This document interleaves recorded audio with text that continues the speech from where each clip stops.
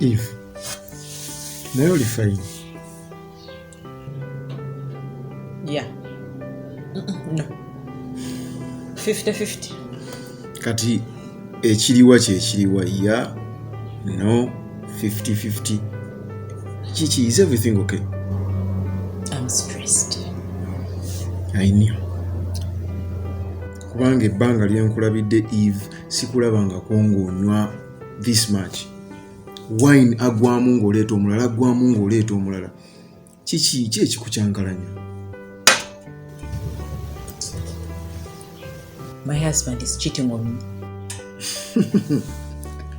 Eve, get serious. So all this stress, embeera eno yonna eriwo, is because your guy is cheating. And to make matters worse, ayagala maid. Eve, come on naawe. Guy wo okwagala maid kyekireese drama ono yenna gw'otaddewo, sikutegeera otidde nnyo. No, really, of all people, a maid. No, nze nandibadde ndowooza nti eyo si nsonga eyandikunyiizizza. Yeah! Kubanga guy wo waba akustressinga, ng'akunyiiza, nga tasobola kukuwa budde, nga tamanyi value ya mukazi mulungi nga gwe. That's where I come in. Awo wenzijira mu play okutereeza ebintu. So sisuubira nti wandibadde ne stress. Okay.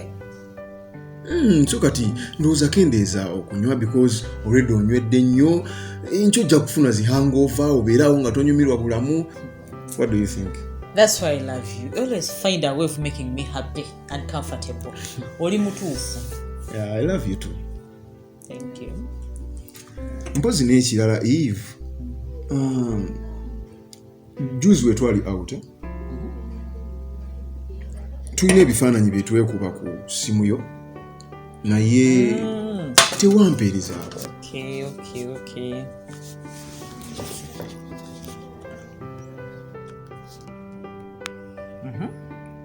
Baby. Nga twanyuma.